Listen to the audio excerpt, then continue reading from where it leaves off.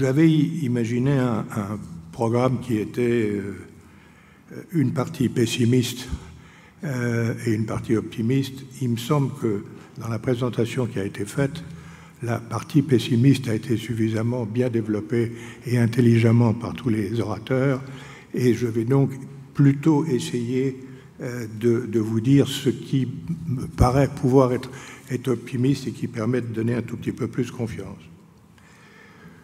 Bon, tout le monde sait que le coût des maladies psychiatriques est élevé, que c'est un parcours très long, qu'on n'est évidemment pas au bout, mais il y a tout de même, et je ne suis pas médecin, donc je vous donne des impressions qui sont peut-être fausses, il y a peut-être des petits signaux qui sont positifs.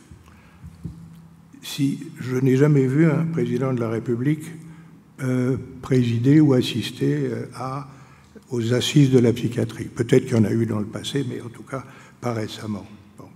Et au fond, sa conclusion synthétique, et ça n'est pas de la politique que je fais, mais sa conclusion synthétique, elle est tout de même assez remarquable parce qu'il dit « les faits sont là, les moyens n'ont pas été à la hauteur et la considération non plus ». C'est une excellente synthèse de ce que vous, mesdames et messieurs, avez développé pendant ce moment, et on peut peut-être se référer à ça. Alors, il me semble, moi je vous parle, étant donné un âge avancé, de ce que j'ai rencontré sur les gens qui avaient des maladies mentales ou des familles qui étaient très touchées par tout ça, et je crois qu'on peut faire aujourd'hui quand même un distinguo entre pessimisme et optimisme.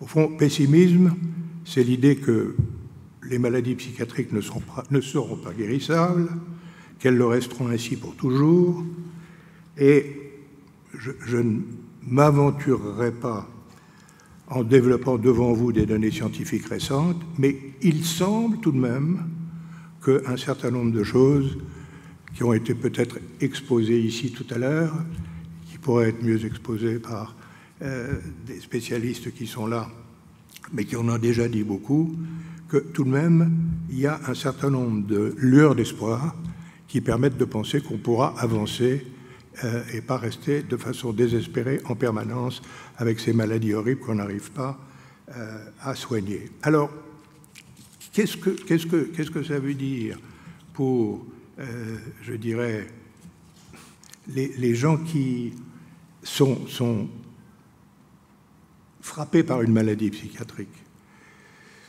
Qu'est-ce qu'on a remarqué? Vous avez sûrement remarqué ça, malheureusement, si vous avez à côté de vous des tiers ou des membres de la famille ou des amis qui ont eu ces maladies. D'abord, en tout cas, pendant les 20 ou 25 dernières années, il y avait une pudeur absolument incroyable. On avait, enfin, je dirais, une peur absolue de parler des maladies. Et la peur absolue des maladies faisait que on allait voir le médecin s'il s'agissait de jeunes gens ou d'enfants avec 10 ans de retard. Et ces 10 ans de retard, c'était une difficulté considérable à soigner et souvent une fin de vie plus rapide que si on avait été à 7 ans ou à 8 ans.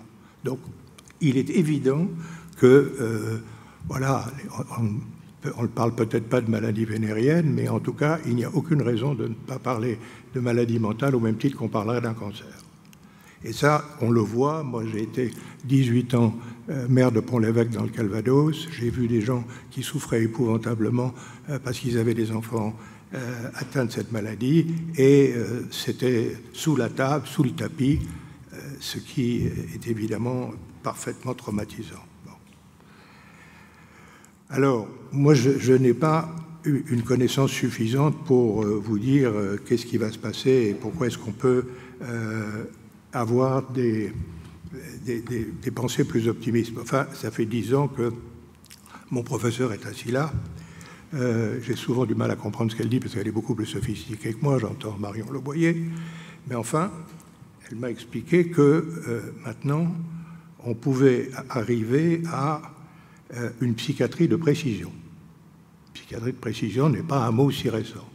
Et la psychiatrie de précision, au fond, ça consiste à faire, vous savez bien que quand quelqu'un a telle et telle maladie, eh bien, quand on regarde de façon plus profonde, il y a des caractéristiques qui sont très différentes les unes des autres. Et par conséquent, il faut commencer par faire des sous-catégories homogènes. Si on a des sous-catégories homogènes à l'intérieur d'une maladie, on peut faire des choses qui avancent plus vite.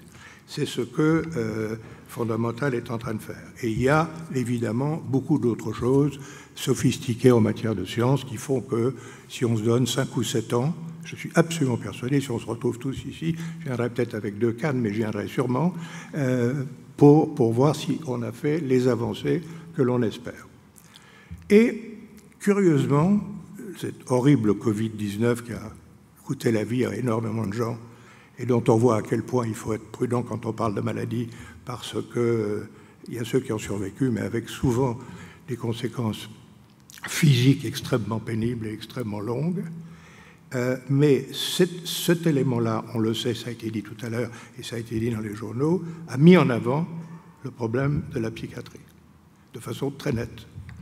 Et je vois aujourd'hui qu'un certain nombre de personnes que j'ai sollicitées dans ma vie pour d'autres œuvres, avant que je ne sois impliqué avec Marion Leboyer, eh bien, on savait pas on savait ce que c'était vaguement.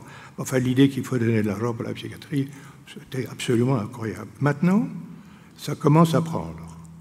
Alors, je ne sais pas jusqu'où on pourra aller, mais vous avez tous dit, les uns et les autres, à un moment donné, qu'on manquait d'argent. Oui, on manque d'argent. Il est évident que l'État, à moins l'État français, je crois, si je me trompe, corrigez-moi, l'État français, au fil des 25 dernières années, a dépensé beaucoup moins que les anglo-saxons sur ces maladies. Donc nous sommes en retard et il y a une espèce de rigidité bureaucratique administrative qui est en complète contradiction avec la vitesse de raisonnement et l'intelligence des médecins et des chercheurs dans cette discipline. Donc il faut arriver à surmonter tout ça. Pour ça, il faut qu'il y ait des aides privées, et ces aides privées, il me semble qu'aujourd'hui, on peut commencer à leur donner quelques petites étincelles qui permettraient peut-être d'être encouragées et donc d'aider la psychiatrie dans les années à venir. Je vous remercie de votre patience.